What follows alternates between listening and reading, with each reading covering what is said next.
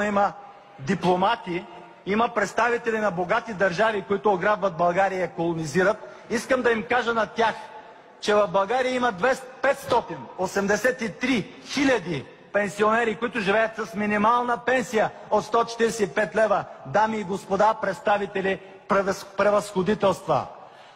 145 лева на месец. Това са 73 евро. Запишете си го някъде и си запишете отдолу на месец, не на ден, на месец. И предайте на вашите правителства, че в България повече от половин милион души живеят така. И се заинтересувайте най-после от това как живее народа в България. Не дейте да идвате тук с надути бузи и да ни обяснявате как се прави демокрация от Брюксел. Елате да видите как живее българския народ. Елате да видите как живеят инвалиди, които не могат да си купят лекарства и не могат да си вземат асистент. Елате да видите как живеят 2,5 милиона пенсионери, които са работили цял живот за България. И тогава ни учете на демокрация. През всички тия 23 години, вие, представителите на Европейския съюз, не казахте една дума за корупцията в България, за ограбването, за приватизацията, за колонизирането на държавата, която ни превърна в страна от третия, не четвъртия, от петия свят, защото в момента нашите доходи са по-ниски от доходите на редица африкански държави. Нищо не казахте по този въпрос, само припявахте едно и също. Реформите, реформите, реформите. Кои реформи? Които ни загробиха, които не превърнаха в най-бедната и най-нещастна държава в Европа.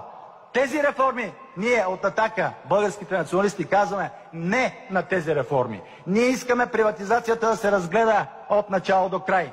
Ние искаме концесионните сделки да се разгледат от начало до край и да бъдат прекратени тези, които ограбват по няколко милиарда на година от нашите златни находища. И това го знаете всички, не си правете оглушки.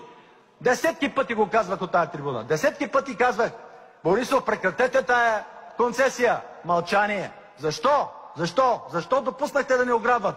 Защо допуснахте през всички тия години и другите правителства, които бяхте, България да затъва, да затъва, да затъва и сега ще започваме отново. Сега ще се прераждаме. Те някои хора не могат да дишат вече, те не могат да мърдат.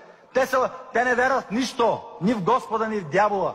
Вие разбирате ли, че вече имаме народ, който не вярва в нищо? Той е потънал и гледа като безпомощно дете и чака някой да му подаде ръка. Ние пак си говорим тук за велики идеали и принципи и за програми 2020 и за евроатлантически принципи. Не, има едни принципи, те са да работим за народа си. Ако не почнете да вдигате доходите веднага, ще получите отново омерзението на българския народ и ще има не само избори, ще има протести, може да има и гражданска война. Казваме го с загриженост, защото не го искам, но може да стане.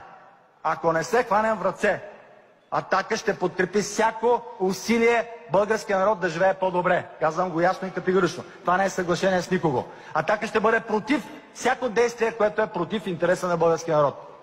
Всичко свързано с подвигане на доходите, с референдумите. Айде да ви видя, айде да гласувайте сега, ще внесем референдумите да се правят с 50 000 гласа да се инициира референдум. Гласувайте, подкрепете го да ви видя. Айде големите политици, дето си играхте на политика толкова години. Айде подкрепете го това, народа да бъде контрол. С 50 000 гласа да се инициира референдум и неговото решение да бъде задължително. Не това с този закон сега с 500 000, както е в Швейцария. Айде подкрепете го да ви видя. Не ми излизате с някакви обяснения, че не знам си какво не може да стане. Направете го това. Айде гласувайте минималната заплата да стане 1000 лева. Знаете ли какво ви предлагам? Сега го предлагам официално тук на временното ръководство на Народното събрание. Заплатите на народните представители да бъдат колкото е минималната заплата в България. За да може вие самите да искате да я дигнете на 1000 лева тогава. А не да ми се смеете арогантно тук, вие милионерите, да викате: това не може да стане. Може да стане, може. Настоявам също така да почне работа за вдигане на пенсиите, поне най-ниските веднага и постепенно пенсиите да стигнат до това, което трябва да бъде европейското равнище. Веднага да се почне работа по това. Нищо друго не е по-важно. Нищо друго не е по-важно. Сметките за тока могат да паднат веднага с поправката, която сега предлагаме. Айде да ви видя всички сега, които се изказахте, че трябва да работим градивно. Айде, работете градивно. Ето е предложението. Поправка в Закона за енергетика, веднага да паднат сметките. И още нещо предлагам за партийните субсидии. Или да бъдат премахнати, или да бъдат силно, драстично намалени, А тези партии, които не влизат в парламента, да не получават изобщо субсидии. Защото те в момента им се пада да вземат 48 милиона. А майките не получиха добавките си, защото нямаше 30 милиона. Не можа да, великото правителство на ГЕРБ не можа да намери 30 милиона, за да ги даде на майките. Ето ги веднага казвам откъде. 48 милиона от партиите, които съществуват само за това да вземат субсидия. Иначе те много знаят да плюят как срещу партийните субсидии, но сега с потни ръчички броят банкноти. Нека да паднат субсидиите и депутатската заплата да бъде колкото една минимална заплата. Айде да ви видя.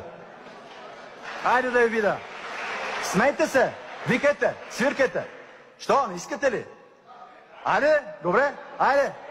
Айде да покажете на хората, че можете като тях, че може да живеете с колкото тяхната минимална заплата. И тогава, когато внесат предложението си в Комисията по социална политика, както го внесох в миналия парламент, и всички партии го отхвърлиха, освен Атака, минималната заплата да се вдигне. Що го отхвърлихте? Обяснете на народа. Не ми разтягате лукуми от тази трибуна. Обяснете защо отхвърляхте нашите предложения. Защо отхвърляхте да има референдуми, да може да има народовластие, да има по-високи доходи, да се върне златото в български ръце, да започне да работи българска икономика, да не сме само колониална държава. Що го отхвърляхте това? Това ще отговаряте сега следващите дни и седмици, а аз ще бъда този, който ще задавам въпроси и ще търся сметка. От тук нататък вие трябва само да отговаряте за това, което сте вършили. А тези, които ще управляват, да си правят сметката, че аз са стъпили на криво, ги чака народния гняв. Това е всичко, което за днес имам да ви кажа. Ще имаме и други възможности, вероятно да се видим, ако не се разтури веднага парламента. Желая ви здраве и покаяние. Да живее България!